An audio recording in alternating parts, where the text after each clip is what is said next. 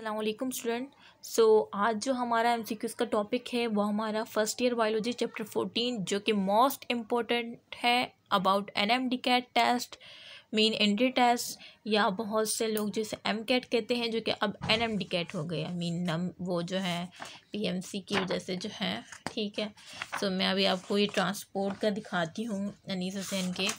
देखिए chapter 14 transport के MCQs हम डिस्कस करेंगे, ठीक है, आज की इस वीडियो में। वीडियो स्टार्ट करने से पहले अगर इस चैनल पर कोई नए हैं या नया है प्लीज़ सब्सक्राइब कर दें, इस चैनल को लाइक कर दें, बेल आइकन को भी प्रेस कर दें, ठीक है। वीडियो स्टार्ट करने से पहले आप लोगों को कुछ अच्छी न्यूज़ देनी है वो स्टूडेंट जो कि इम्प्रूवमेंट वाले हैं, ठीक है, और वो अभी परेशान है कि उनको इम्प्रूवमेंट भी करनी है और इंट्री टेस्ट भी देना है। देखें इम्प्रूवमेंट अगर आप करेंगे तो रिड्यूस सिलेबस भी हो गया है, वो जो है बहुत ही फ़ायदेमंद रहेगा आपके लिए। इम्प्रूवमेंट करें ज़रूर, ठीक है, क्योंकि इम्प्रूव करने से क्या होगा, आपकी परसेंटेज बढ़ेगी। और इंशाल्लाह मैं इस चैनल पे जो है इम्प्रूवमेंट वालों के लिए लेक्चर्स जो है किस तरह से जो है उनको लिखना है, कितना लिखना है, जो रिड्यूस सिलेबस में जो टॉपिक मेंशन है ना, और बाकी इम्प्रूवमेंट वाले भी देख सकते हैं। बाकी सेकेंड ईयर में जो है या फर्स्ट ईयर में जो है जिनको अपने लेक्चर नोट्स बनाने में बहुत प्रॉब्लम्स होती हैं, वो भी उस लेक्चर से बेनिफिट्स ले सकते हैं, ठीक है। Improvement plus first year second year, ठीक है, वो भी कर सकते हैं कि मैं लेक्चर बाकायदा अपलोड करूँगी और बताऊँगी और समझाऊँगी भी कि क्या है, मतलब उसी लेक्चर को मैं समझाऊँगी और उसी मतलब वो लेक्चर जो होगा ना बिल्कुल आपको वही आंसर बिल्कुल मैं कॉपी पे लिख के बताऊंगी, मतलब लिखा हुआ होगा मैंने पहले से, और आपको बताऊंगी कि आपको एज इट इज़ ऐसे ही लिखना है। और पहले तो मैं आपको वो समझाऊंगी, ठीक है, समझने के बाद फिर आपको समझ आ जाएगा और आप फ़ौरन जो है वीडियो जैसे ख़त्म होगी आप फ़ौरन उसको लिख लें, अपने आप को टेस्ट दे दें, ठीक है। इस तरह से आपका एक ये ट्यूशन सेंटर की तरह हो जाएगा, ठीक है। इंशाल्लाह मेरी कोशिश है कि मैं कल से स्टार्ट लूँ इस चीज़ का। इम्प्रूवमेंट वाली भी देख सकते हैं। मैं जो है फ़िज़िक्स केमिस्ट्री बायोलॉजी के लेक्चर के नोट्स जो है उसी का मैं समझाऊंगी जो रिड्यूस सिलेबस में जो टॉपिक मेंशन है, और समझाने के बाद वही आपको एज इट इज़ जो है बोर्ड के पेपर में लिखना होगा और इंशाल्लाह आपको पूरे मार्क्स मिलेंगे, ठीक है। और कोई वो जो टेंशन नहीं रहेगी, क्योंकि मैं जैसे समझाती हूँ आपने नोट किया होगा, आपको फ़ौरन उसी वक्त याद हो जाता है। मुझसे समझने का ये फ़ायदा है कि मैं समझाऊंगी आपको फ़ौरन याद हो जाएगा, और जैसे ही वो वीडियो मतलब एंड हो जाएगी आप फ़ौरन जो है उसको रिवाइज़ करेंगे और थोड़ी देर बाद फ्रेश होकर अपने आप को टेस्ट दे देंगे। तो इस बहुत ही अच्छा बेनिफिट्स हैं। और वैसे भी आपके पेपर्स जो हैं वो फर्स्ट ईयर के तो शायद होंगे जून में, हाँ जून में, और सेकेंड ईयर वालों के होंगे मई में। बहुत टाइम है। इंशाल्लाह मैं लेक्चर ज़रूर अपलोड करूँगी रिड्यूस सिलेबस का। इंशाल्लाह 5-6 दिन में मैं पहले फ़िज़िक्स करवा दूँगी, फिर केमिस्ट्री, फिर बायोलॉजी, ठीक है। ज़्यादा बर्डन नहीं होगा, आप लोग फ़ौरन उसी वक्त याद कर लीजिएगा। और आप लोग को वैसे भी मेरी स्टडी से आप लोग मुत्तफ़िक है कि मैं किस तरह समझाती हूँ। जैसे मेरी फ्रेंड्स कहती हैं कि मैं फ़ौरन याद हो जाता है, इस वजह से जो है मैं ये वीडियोस इम्प्रूवमेंट वालों के लिए और फर्स्ट ईयर सेकेंड ईयर जो देंगे उनके लिए लेक्चर अपलोड करूँगी, समझाऊँगी, और बाकी उनका टेस्ट देने की ज़िम्मेदारी खुद अपने आप को है। और कमेंट में फिर मुझे लिखे कि हमने अपने आप को टेस्ट दे दिया है और हमें बहुत अच्छा समझ आ गया है और हमने फ़ौरन अपने को टेस्ट दिया। इससे मुझे क्या होगा, मुझे मोटिवेशन मिलेगी, ठीक है। अगर आप लोग ये चाहते हैं तो मुझे कमेंट में ज़रूर बताइएगा कि हाँ हम लोग ये चाहते हैं कि आप इस तरह से लेक्चर हमारे लिए अपलोड करें। अगर कोई इम्प्रूवमेंट वाला सुन रहा है, कोई फ़र्स्ट ईयर में है या कोई सेकंड ईयर में है वो सुन रहा है, वो कमेंट में लिख के मुझे बताएं, ठीक है। जो व्हाट्सएप पर है मेरे मुझसे कांटेक्ट में, मैं उनको भी कहूँगी कि कमेंट में आप बताएं, ठीक है। कमेंट में लिख के बताएं कि हाँ टीचर हम ये चाहते हैं, या यस मैम हम यही चाहते हैं, प्लीज़ आप जल्द से जल्द ये भी हाँ ऐसे लेक्चर भी हमारे साथ शेयर करें ताकि हमारी इम्प्रूवमेंट में क्या हो, परसेंटेज इंक्रीज़ हो। क्योंकि मेरा बेसिकली लेक्चर तो हर नोट्स में होते हैं ना, हर नोट्स आप बहुत से नोट्स ख़रीदते हैं लेकिन कोई आपको समझाने वाला नहीं होता। लेकिन जब जैसे आपने मेरे चैनल पे कितना लाइक किया है, बहुत ज़्यादा पसंद किया जाने वाला चैनल है, आप लोगों को पता है कि मैं जब समझाती हूँ तो आपको फ़ौरन याद हो जाता है। सो ये बहुत अच्छा फ़ायदा है और आपको एक आपको परसेंटेज इंक्रीज़ करने का मौका मिल जाएगा। ठीक है, वैसे तो बहुत सारे नोट्स होते हैं, सो मैं आपको नोट्स भी दूँगी और टीचर भी मैं हूँ और आपको समझाऊँगी भी उसी वक्त। बस आपका काम क्या है, टेस्ट देना। सो अगर आप चाहते हैं इस तरह से, सो प्लीज़ कमेंट में बता दीजिएगा मुझे जी।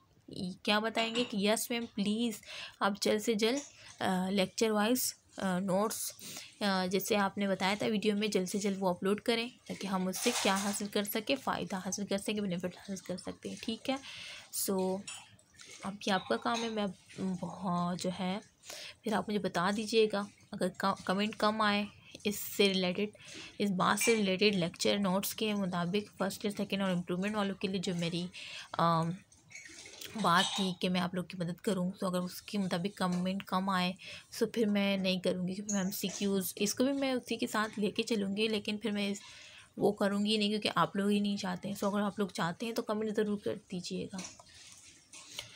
So let's start the chapter 14 के MCQs को हम स्टार्ट करेंगे। नंबर 1 MCQs है, the water of guttation is force out of the leave.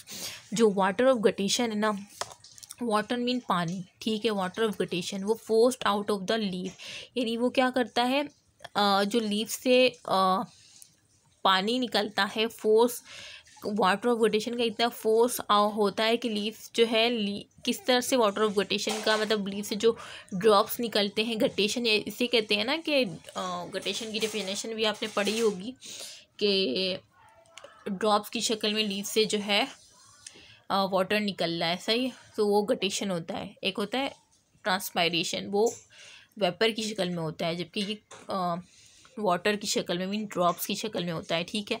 सो वो कह रहे हैं कि वो किस वजह से होता है, किसके ज़रिए के, द वाटर ऑफ गटेशन जो होता है ना forced out of the leaf, यानी लीफ से जो वाटर ऑफ गटेशन निकलती है वो बाय मीन किस, बाय की मीन होती है ज़रिए, यानी किस ज़रिए से होगी, डिफ्यूजन के ज़रिए से होती है। नहीं भाई, डिफ्यूजन कहाँ से, डिफ्यूजन तो high concentration to low concentration कोई चीज़ ट्रांसफ़र होनी, तो ये तो नहीं है। रूट प्रेशर, इम्बाइबेशन तो ये तो अलग से वो है, ठीक है, ये तो नहीं हो सकता, ये तो बिल्कुल गलत है। एक्टिव ट्रांसपोर्ट नहीं, तो करेक्ट ऑप्शन क्या है, रूट प्रेशर।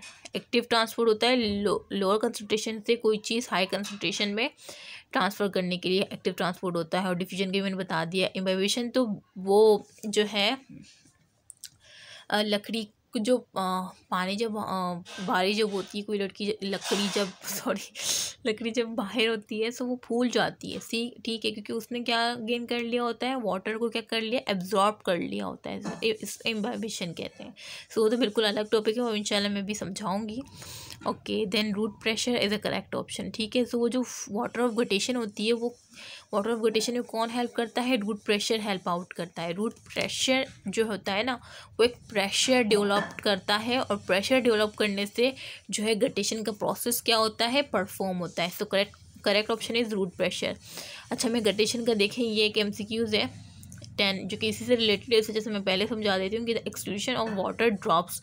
देखिए वही बात होगी कि बाहर निकालना वाटर को ड्रॉप्स की शक्ल में फ्रॉम द लीफ से इनटेक प्लांट्स इज, तो वो जो है वो क्या, जो प्लांट ने इंटेक किया होगा बाय द रूट्स, और उसको जब लीव्स के ज़रिए ड्रॉप्स की शक्ल में निकालना, सो ये प्रोसेस क्या कहलाता है, guttation. Guttation is the correct option, ठीक है। ट्रांसपायरेशन नहीं है, तो वाटर एवोपोरेशन भी नहीं, ट्रांसपोर्टेशन भी नहीं, करेक्ट ऑप्शन क्या है, गटेशन। तो ये गटेशन की डेफिनेशन थी, ठीक है। सो ये गटेशन इससे रिलेटेड था डेफिनेशन, जैसे मैंने समझाई। तो यहाँ पे एग्जैक्ट डेफिनेशन लिखी हुई थी, सो मैंने यहाँ पे बता दी। 10 MCQs भी हमने डिस्कस कर लिया विद 1 MCQs के साथ, फर्स्ट MCQs के साथ। Okay, then second MCQs, the movement of solvent molecule. किसकी movement, solvent molecule. Solvent solute, ये तो आपको पता होगा ना, सॉल्वेंट वो चीज़ होती है जिसमें कोई चीज़ हल हो, ठीक है, और सॉल्यूट वो होती है जो हल होना चाहती है।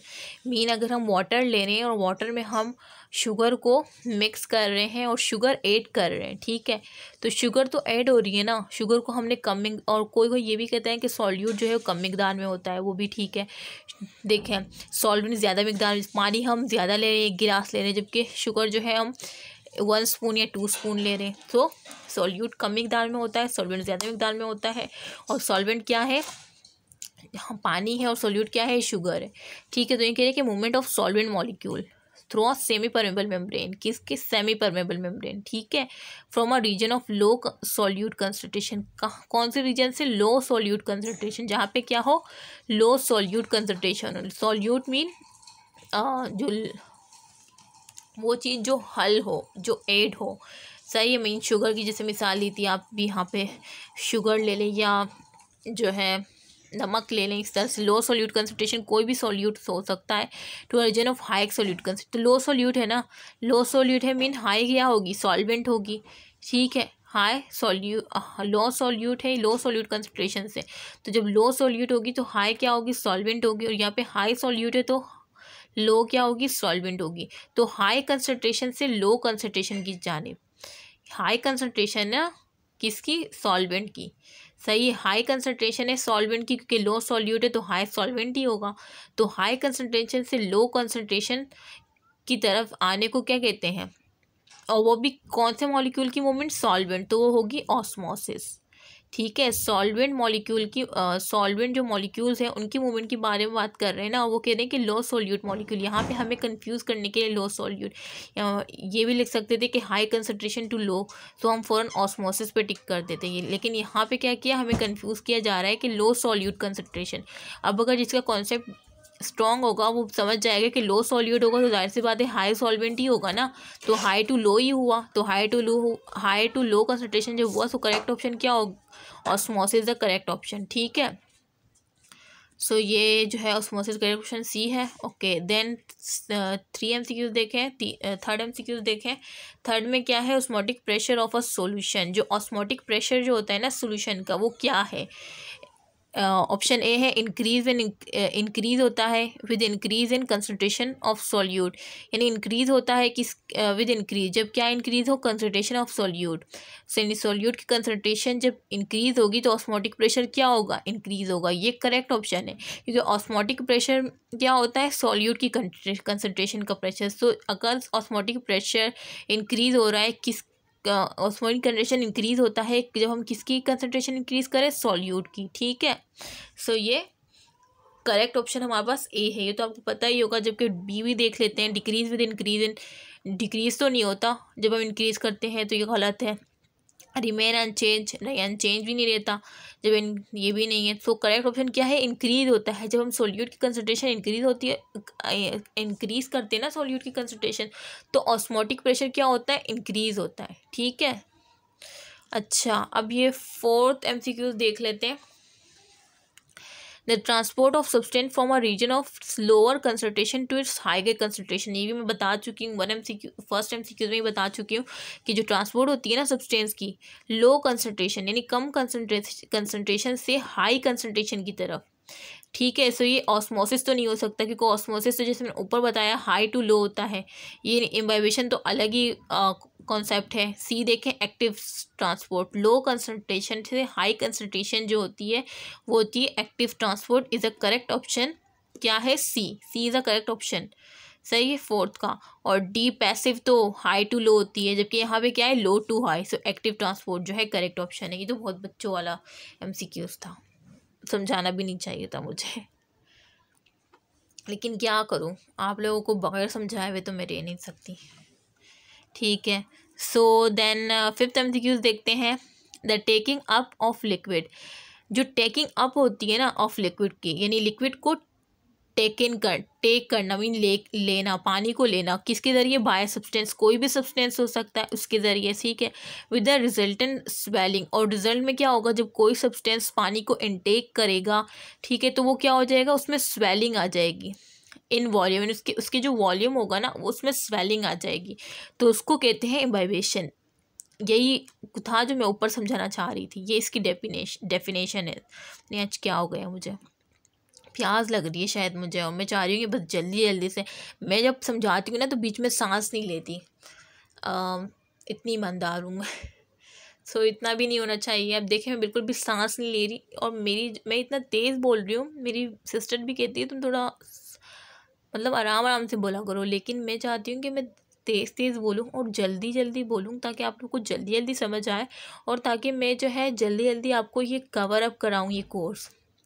वैसे जब मैं ट्यूशन पढ़ाती तब भी मैं ऐसे ही थी, और स्कूल में भी, और लोगों को समझ भी आ जाता था, लेकिन मेरी बहुत ज़्यादा एनर्जी वेस्ट होती थी, बहुत ज़्यादा। मैं स्कूल में आखिर के 3 पीरियड्स जो है खड़े होकर समझाती थी। सो बहुत ज़्यादा एनर्जी वेस्टिंग, बहुत ज़्यादा, मतलब पानी भी नहीं पीती थी बीच में। बस मैं चाहती थी कि बस ये हो जाए, भले मुझे कुछ भी हो जाए। मेरी सांस अटक जाती थी तो मेरी फ्रेंड्स कहती थी पानी पी लो तुम। जैसे मैं बोल रही हूँ ना कि मेरे पास अभी कोई यहाँ पे बोतल वगैरह मौजूद नहीं है, इंशाल्लाह कल से रखूँगी, मुझे उठ के जाना पड़ेगा किचन। अब मैं ये वीडियो से स्टॉप नहीं कर सकती। मैं बहुत ज़्यादा बोलती हूँ और जब प्यास लगती है तो मैं अटकती हूँ बार बार। मेरी फ्रेंड भी मुझे तंग करती थी कि दीना बस बैठ जाओ यार, बस बैठ जाओ, थक गई हो। लेकिन मैंने कहा नहीं, मुझे समझाना है, ये आज कंप्लीट कराना है मुझे। वो अभी अगर देख रही होंगी तो वो ज़रूर मुस्कुरा रही होंगी, यही होता था स्कूल में भी। ठीक है, ये जो है ईमानदार टीचर की निशानी है। और मैं चाहती हूँ कि हर टीचर को इसी तरह ही होना चाहिए। हर टीचर को, जब भी हमारे स्टूडेंट जो है आगे बढ़ पाएंगे, उनमें भी एक क्या होगी, एक जो होती है ना कि हाँ भाई हमारे टीचर हम पे इतना कर रहे हैं तो हमें भी करना चाहिए। ठीक है, जो मैं जिस तरह पढ़ाती हूँ ना, मैं सबके लेवल के मुताबिक पढ़ाती हूँ, एक का लेवल नहीं देखती मैं। ये आपने नोट भी किया होगा। और जब हमारे टीचर में लास्ट में 9 में तो मैंने केमिस्ट्री खुद ही पढ़ाई थी अपनी क्लास को, और मैट्रिक में भी फिज़िक्स मैथ मैंने ही पढ़ाई थी।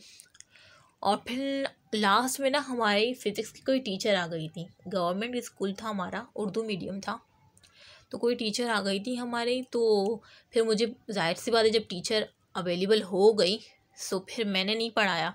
लास्ट में फिर कुछ ही चैप्टर्स रह गए थे, फिर मैं बैठ गई, फिर मुझे भी थोड़ा आराम मिला फ़िज़िक्स के पीरियड में, मैट्रिक में। स्टूडेंट ने फिर शिकायत की मिस से, हमारी क्लास टीचर जो थी वो मिस फराना थी। उनसे की कि भाई हमें तो समझ नहीं आ रहा। दीना का बहुत अच्छा समझ आता था, हमें फ़ौरन याद भी हो जाता था, और दीना तो हमें रेगुलर बेसिस पे टेस्ट भी देती थी, जो समझाती थी और बताती थी कि इस ईयर में ये आने वाला है, किस तरह आएगा, शॉर्ट में ये आएगा, लॉन्ग में ये आएगा। और वो हमें जिस तरह फ़ौरन समझाती थी, हमें फ़ौरन याद हो जाता था, और घर पे हमें सिर्फ एक नज़र देखना होता था और यहाँ के टेस्ट देना होता था सुबह में। मिस जो है हंसने लग गई। मिस कह रही थी कि तुम लोग टीचर वो आई हुई हैं और आप लोग कह रहे हैं कि टीचर को नहीं रखें और दीना को रख लें। टीचर को भी अच्छा लगा। मतलब मेरी जो है टीचिंग है इस तरह थी कि हर कोई इंस्पायर हो जाता था। हत्ता के राउंड पे बहुत से टीचर्स जब मैं समझाती थी तो डोर के पीछे खड़े हो जाते थे और बहुत ही रिस्पेक्ट करते थे मेरी, और मैं खुद उनकी बहुत रिस्पेक्ट करती थी। बहुत ही, आज भी मैं स्कूल जाती हूँ तो बहुत ही टीचर मुझे इज़्ज़त देती हैं, बहुत ही ज़्यादा। बस ये उनकी मेहरबानी है। यही है कि ऐसे टीचर होने चाहिए। ओके, मैं बहुत ज़्यादा बोलने लग गई। कहाँ थे हम? ये मैंने समझा दिया, नहीं ये समझा दिया। अच्छा, अब ये 6 जर्मिनेशन ऑफ सीड इन्वॉल्व। जो जर्मिनेशन होती है ना सीड की, सीड मीन बीज, जो बीज जर्मिनेट करता है, involve the rupturing of seed code because of. अब देखिए, सीड को जब आप बोते हैं ना, कभी आपने सीड को ज़मीन में बोया होगा तो सीड पर एक सीड कोड चढ़ा होता है, ठीक है, जो कि उसकी बात के लिए होता है सीड कोड। ठीक है, अब जब सीड कोड डालते हैं और मतलब आपने बीज लगा दिया, सीड लगा दिया, और आप उसको रोज़ाना पानी दे रहे हैं। आप पानी क्यों देते हैं? ताकि उसका सीड कोड क्या हो, वो बर्स्ट आउट हो, जब भी तो पौधा निकलेगा ना। तो यही कह रहे हैं कि जर्मिनेशन ऑफ सीड, जब जाहिर सी बात है कोड क्यों बर्स्ट करता है, क्योंकि जर्मिनेट होता है सीड, तो जाहिर सी बात उसको कोड को क्या करना पड़ता है। यही कह रहे हैं कि जर्मिनेशन ऑफ सीड जो होती है ना, involve the rupturing of seed code. वो किस तरह से इन्वॉल्व होती है, क्योंकि वो रप्चर कर देता है सीड कोड को, उसके बाद फिर उससे तना निकलता है, पौधा फिर निकलता है इस तरह से। बिकॉज ऑफ इम्बाइबेशन की वजह से ही होता है, क्योंकि हम पानी डालते हैं और बीज जो है बढ़ने के लिए उसे सीड कोड को क्या करना, और वो जो सीड कोड है उसमें यानी हम पानी डालते रहते हैं, वो सीड कोड एब्जॉर्ब करता रहता है, और सीड क्या करता है, जर्मिनेट करने लगता है। और जर्मिनेट जब करने लगता है तो सीड कोड को क्या कर देता है, बर्स्ट आउट कर देता है, उस तरह से पौधा निकल आता है। ठीक है, ये भी एक क्वेश्चन की एग्जाम्पल है जो कि आपको याद रखनी है। ओके, अब ये है 7 जो हमारे पास है, shrinkage of protoplasm due to the exosmosis of water from the cell is called. अब ये जो है श्रिंकेज ऑफ प्रोटोप्लाज्म, यानी प्रोटोप्लाज्म का क्या होना, श्रिंक हो जाना। ठीक है, किसकी वजह से, exosmosis. Exosmosis mean outside the cell, water का कहाँ से मूवमेंट, इनटू अंदर से बाहर की जानिब। ठीक है, यानी आउटसाइड द मूवमेंट जो होगी वाटर की उसे एक्सोस्मोसिस कहते हैं, exosmosis of water from the cell, यानी सेल से। जब प्रोटोप्लाज्म पता है कैसे श्रिंक होता है, जब वाटर क्या करता है सेल से बाहर मूवमेंट करना शुरू कर देता है। तो जब पानी सेल से बाहर जाएगा तो सेल क्या हो जाएगा, सेल जो है वो क्या हो जाएगा, श्रिंक हो जाएगा। ठीक है, श्रिंक हो जाएगा, बिल्कुल सिकुड़ जाएगा सेल, क्योंकि पानी तो एक वाहिद ही 70 to 90% हमारे सेल्स के अंदर पानी होता है ना, हमारे जिस्म्स के अंदर 70 to 90% पानी है। तो पानी कितना इंपॉर्टेंट है, और जब पानी बाहर जा रहा है सेल से तो सेल क्या हो जाएगा, श्रिंक हो जाएगा, और फिर वो अपना जो काम है उसकी जो एक्टिविटी है वो स्टॉप हो जाएगी। विदाउट वाटर परफॉर्म ही नहीं हो सकती, never. Okay, so shrinkage of protoplasm due to exosmosis of water from the cell is called, क्या कहते हैं उसे, ऑस्मोसिस कहते हैं। डीप्लाज्मोलाइसिस नहीं, प्लाज्मोलाइसिस। प्लाज्मोलाइसिस में ये होता है श्रिंकेज ऑफ प्रोटोप्लाज्म, और किस वजह से होता है, एक्सऑस्मोसिस। तो करेक्ट ऑप्शन क्या है, सी, प्लाज्मोलाइसिस। ठीक है, उम्मीद है कि आपको समझ आ गया होगा। वीडियो बहुत ज़्यादा बड़ी हो गई है, अभी मैं जल्दी से 8, 9 समझा दूँ। 10 तो मैं समझा चुकी हूँ ना। 8 में क्या है, the process wear by water moves through plants, वो प्रोसेस बताएं जहाँ पे वाटर जो है वो क्या करता है, मूव्स करता है थ्रू द प्लांट्स। ठीक है, प्लांट से वो प्रोसेस क्या है जिसमें से जो है वाटर मूव करता है प्लांट के ज़रिए, ट्रांसपायरेशन है या ट्रांसलोकेशन है या गटेशन है या ऑस्मोसिस है। तो वो प्रोसेस बताएं वियर बाय वाटर मूव, जहाँ जिसके वजह से वाटर जो है मूव करता है थ्रू द प्लांट्स, यानी प्लांट्स के ज़रिए, इज़ नॉन एज, वो क्या होता है, वो होता है ट्रांसपायरेशन। ट्रांसपायरेशन के ज़रिए ही ये एक ऐसा प्रोसेस है जिसके ज़रिए वाटर जो है मूव करता है प्लांट के ज़रिए, सही है, वो होता है ट्रांसपायरेशन। क्योंकि जब ट्रांसपायरेशन होती है, सही है, वाटर वेपर जो है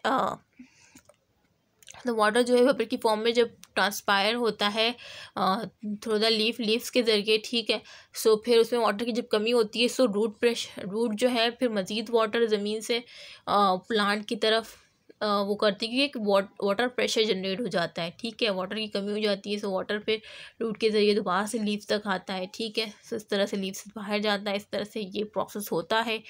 ओके, अब 9 देखिए, विच ऑफ द फॉलोइंग ये बहुत बेसिक MCQs था, फिर मैंने समझा दिया। अच्छा, 9 देखिए, विच of the following conduct water inside plant body, ये कह रहे हैं किस कौन सा इसमें से प्रोसेस है जो कि कंडक्ट करता है वाटर को इनसाइड प्लांट बॉडी, यानी प्लांट बॉडी के अंदर। यानी अंदर मीन किस तरह से प्लांट बॉडी के अंदर, वो कौन सा प्रोसेस है जो कि प्लांट बॉडी के अंदर जो है वाटर को ट्रांसपोर्ट करता है। वो फ्लोएम है, जाइलम है, कॉर्टेक्स पे, तो वो जाइलम है। तो बहुत ही बच्चों वाला MCQ है, 9 क्लास का स्टूडेंट भी जवाब दे देगा, बी ऑप्शन इज करेक्ट। कि which of the following conduct water inside plant body, xylem के वाटर रूट्स के ज़रिए जो है पानी जो है, और रूट्स जो है पानी को एब्जॉर्ब करती है, फिर वो प्लांट की बॉडी तक जाइलम के ज़रिए, जहाँ पे नीड होती है ना प्लांट की बॉडी में, वहाँ तक वो ट्रांसपोर्ट करके जाइलम के ज़रिए ट्रांसपोर्ट होके, और जहाँ पे नीड होती है वो प्लांट यूज़ कर लेता है। ठीक है, तो जाइलम जो है बी इज़ करेक्ट ऑप्शन। और ये 10 तो मैंने समझा दिया है। इंशाल्लाह फिर नेक्स्ट MCQs जो है हम नेक्स्ट वीडियो में डिस्कस करेंगे, और आप मुझे बताइएगा इम्प्रूवमेंट के बारे में और first year second year lectures के बारे में जो मैंने बात की थी। अगर आप लोग उनसे मुत्तफ़िक है और आप लोग चाहते हैं कि जी आप हमें तैयारी कराएँ, और जिस तरह आप समझाती हैं आप लोग को याद हो जाता है फ़ौरन, सो हम चाहते हैं कि आप हमें पढ़ाएँ, लेक्चर के थ्रू पढ़ाएँ। सो प्लीज़ कमेंट करेगा जब भी मैं स्टार्ट करूँगी, ठीक है। और मुझे अपनी दुआओं में ज़रूर याद रखेगा। और मैं अभी बस, और मुझसे नहीं पढ़ाया जाएगा, ठीक है। सो अभी मैं इजाज़त लेती हूँ। और जिन स्टूडेंट ने लाइक का बटन स्टार्ट में प्रेस नहीं किया था, अभी प्रेस कर दे प्लीज़, और अपने फ्रेंड के साथ ज़रूर शेयर करें इस MCQs की वीडियोस को। और इम्प्रूवमेंट और लेक्चर्स के बारे में ज़रूर बताइएगा कि टीचर से रिक्वेस्ट करते हैं टीचर ताकि अपलोड करें वीडियोज़ हमारे लिए, ठीक है। मैं इजाज़त लेती हूँ, अपना ख्याल रखिएगा और दुआओं में ज़रूर याद रखिएगा। अल्लाह हाफ़िज़।